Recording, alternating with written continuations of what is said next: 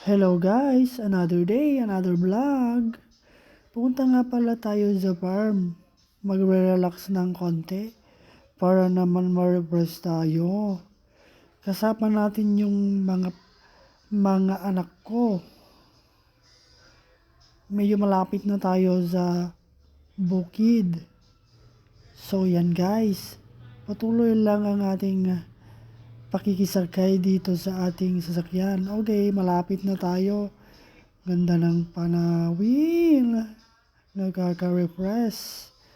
So ayun guys, malapit na tayo sa ating patutunguhan. Dito na tayo sa boundary ng ating bukid. Yung anak ko nga pala ay kumukuha ng kidungdong. Oh, ang ganda ng hangin, nakaka-refresh. Ayan oh, hindi pa niya yata makuha-kuha. Ang bubrang baba na, naputol pa. Ayan na nga. Ang sarap ng upo-upo niya doon. Sobrang lakas ng hangin. Sana all. Ganito palagi.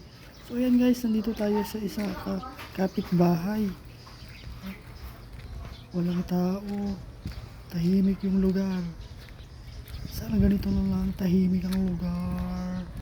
Oh, palakad-lakad tayo dyan guys. Oh. Sana sinama ko sila. Wala namang tao dito. Ayan na. So, ang ganda ng paligid. Sobrang tahimik. Tayo sa bukid. Ano mo?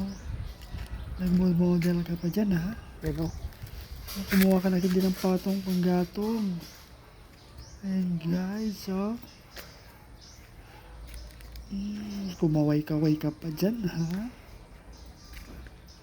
Malapit na tayo guys sa ating pupuntahan. Yan, bago ang lahat. Ganda ng... Oh, pabalik na tayo.